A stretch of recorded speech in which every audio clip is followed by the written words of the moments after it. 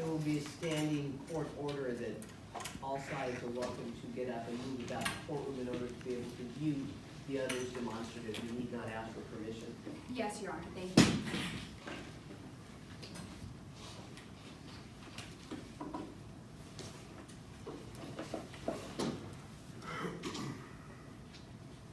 May we proceed? Yes. Good afternoon. Could you introduce yourself to the jury? My name is Jack Chesney, detective of Midland Center Police Department, Major Crime Division. Good morning. Now, detective, can you tell us how you're related to today's case? I was the lead investigator into the disappearance, death, and then what ultimately became the homicide investigation of Parker Page. That's a 12-year-old girl we found fallen at the bottom of a cliff back in July of 2018. Now, detective, you just mentioned that you found the body of Parker at the bottom of a cliff. Could you clarify where that was? Yes. That was at the Lake Roan Loop Trail at Calkins Campground. It's a popular tourist site here in Midlands and Polk County. Now, we'll get to the disappearance, death, and homicide investigation in a moment. But first, could you tell us a little about Parker?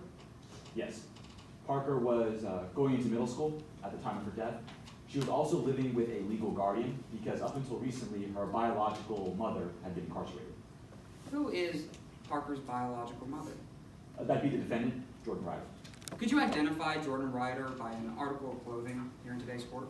She's sitting over there at the end of the defense counsel table in a blue sweater, it looks like.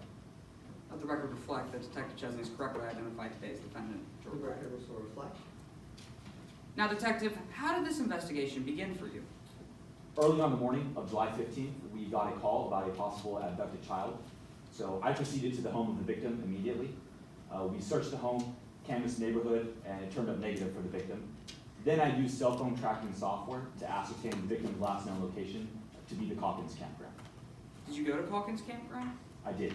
En route, I radioed Midland State Police and Department of Fishing and Wildlife, so that by the time I arrived on site, we had a coordinated search and rescue effort underway for the child. What happened once you arrived at Calkins Campground?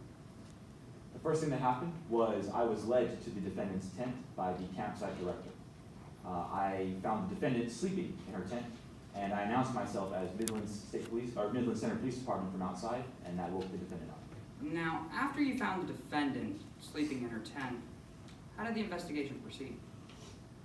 I asked the defendant the whereabouts of her daughter. At first, she couldn't give me a clear answer. She was muttering, stuttering, couldn't maintain eye contact. Eventually, she told me that her daughter was missing. So after the defendant told you that her daughter was missing, what did you do next? We detained her on the belief that she was in violation of her parole. Then I returned my focus to searching for the missing child. I assembled a search party consisting of myself, the campsite director, EMTs, a canine unit, and an eyewitness who had seen the defendant and her daughter fighting the day before. Where did this search party end up? We ended up on the Lake Roan Loop Trail. We eventually made it to an overlook, the top of a cliff.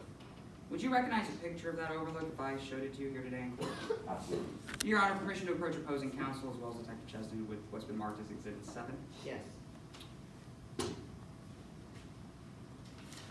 Approaching opposing counsel. Approaching Detective Chesney. And would Your Honor like a courtesy copy? Sure. Thank you. Now, Detective, what have I just handed you? This is a picture of that cliff that we came to on that day. And is it a fair and accurate picture of that cliff? Yes, sir, it is. Has it been changed or altered in any way? No, sir. Your Honor, at this time, the state offers Exhibit 7 into evidence. Any objection? No objection, Your Honor. That will be received.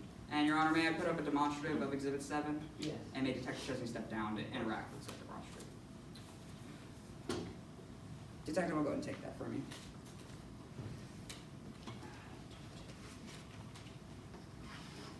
Detective, you can go ahead and come up here. Now, can you indicate on this picture where your search party ended up? We were hiking on the trail, and we ended up at the top here. That's where the trail goes along.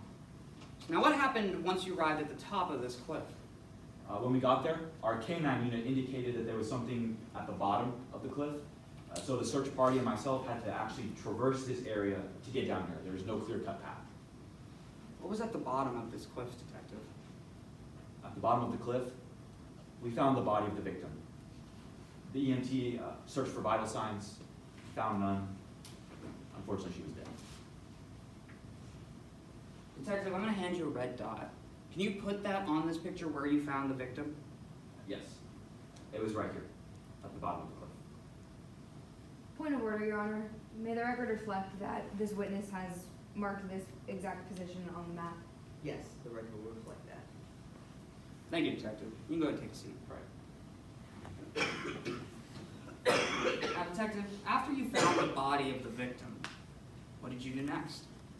Well, next, I summoned medical examiners to come and perform crime scene analysis on the body.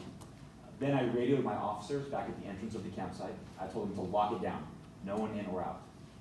Then I myself proceeded back to the entrance of the campsite to oversee searches of all the cabins, all the campsites, begin collecting witness statements and collecting other evidence.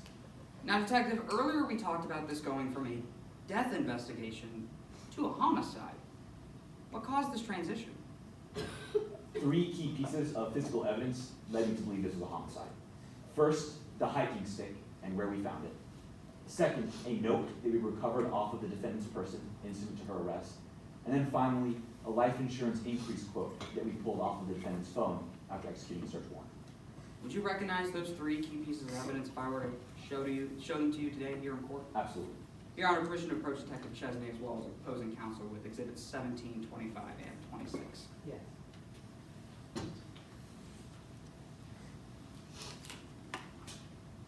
Showing opposing counsel.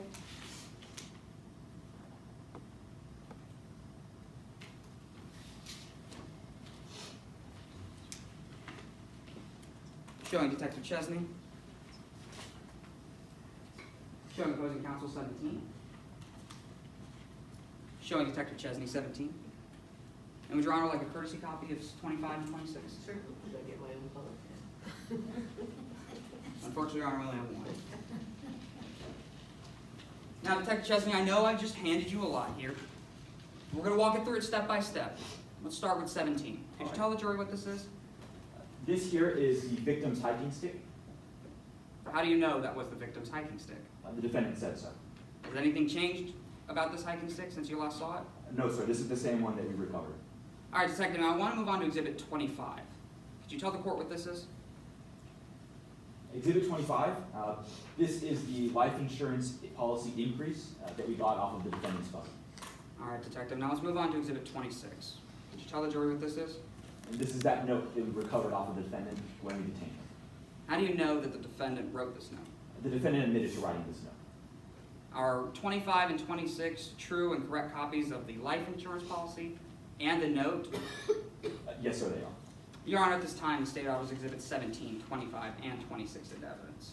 Any objection? Yes, Your Honor. Objection to Exhibit 26 under more prejudicial than probative, if I may be heard. With regard to the note that the defendant admitted writing, Yes, Your Honor. I'll hear you, but I'm inclined to overrule your objection. Yes, Your Honor. The detective is about to testify to some statements that are made on this napkin. However, these statements have no context surrounding them. All the jury knows at this point is that they were made by the defendant. If opposing counsel wants to bring in this napkin, as she admitted to writing it, they can choose to do so on the cross-examination of my client. Bringing it in on the direct examination of the detective is substantially more prejudicial than it is probative because these statements will inflame the passions of the jury without any context. You believe they will be less inflaming if they're introduced at a later time? Yes, Your Honor, How so? if I may proffer, that my client will take the stand and testify to what she meant behind some of these statements, and if they're read taken out of context, the jury will be misled. Response, Your Honor? Yes. Your Honor, Detective Chesney stated earlier that this was one of the key pieces in his investigation that resulted from this going to a death investigation to a homicide. If you look on the note, and we will be able to go into exactly what parts of this note encourage that transition. This was handwritten by the defendant, and it is far probative to today's case than it is prejudicial. Your objection's overruled. Yes, Your Honor. May we assume that 25 and 26 are into evidence? Yes. All right, Detective. Now, do you think it'd be helpful if I put up a copy of 25 and 26 for the jury? Sure thing. Your Honor, may I put up a copy of Exhibits 25 and 26? You may. All right.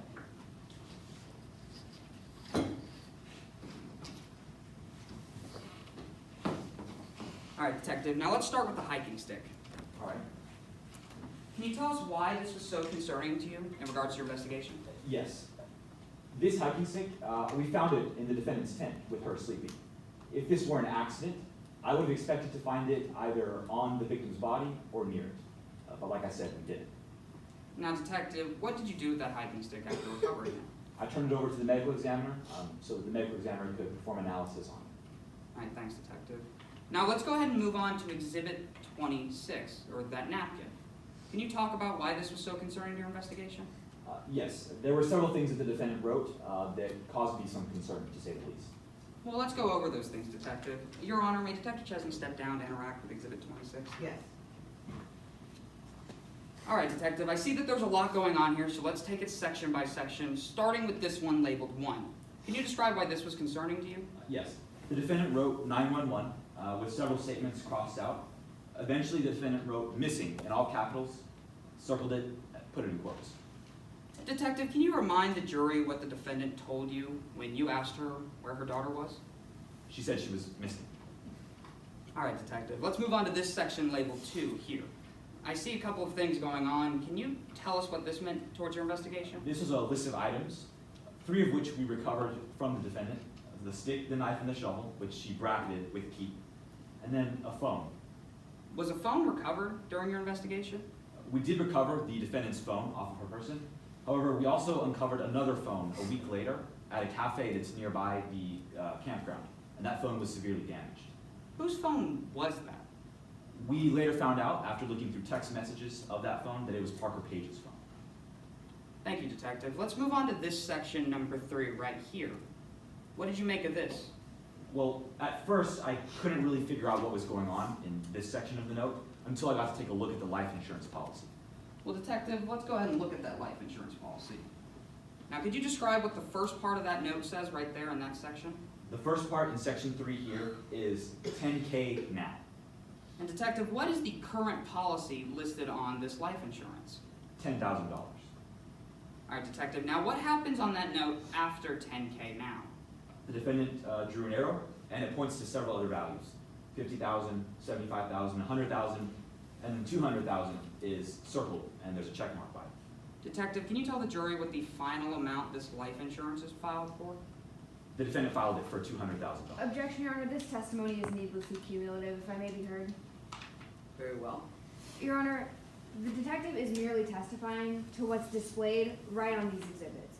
If the jury wants to look at these, they can. They're admitted into evidence. The detective is simply reading them off to the jury, therefore this testimony is needlessly cumulative of the exhibits. Response, Your Honor? Yes. Your Honor, Detective Chesney is simply pointing out how the life insurance amounts on this napkin right here match up in total to this one. He's making the connection is in terms of his investigation.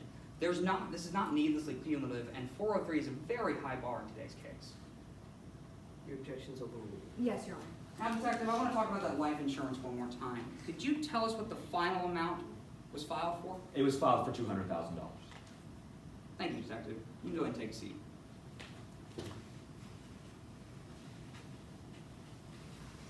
Now, Detective Chesney, what time was that life insurance filed for? It was filed at 3:12 a.m. on the morning of July 15, 2018.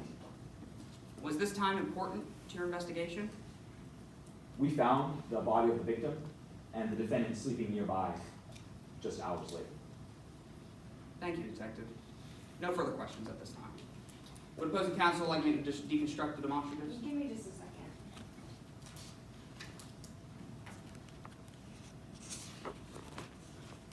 You can go ahead and leave the napkin up. Everything else we can take. Not at all.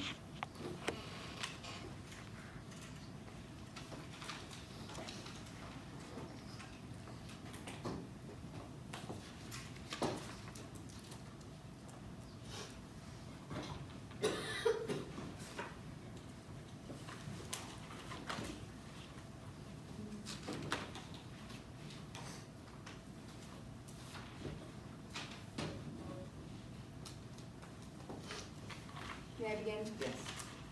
Good morning, Detective. I have a couple questions for you. All right. Now, I want to start with your training. At the time of Parker Page's death, you'd only been in the Major Crimes Division for 2 years, right? That's correct. I was recently promoted. Right, and part of those 2 years, you were still completing training to be a detective, right? I had completed my training already.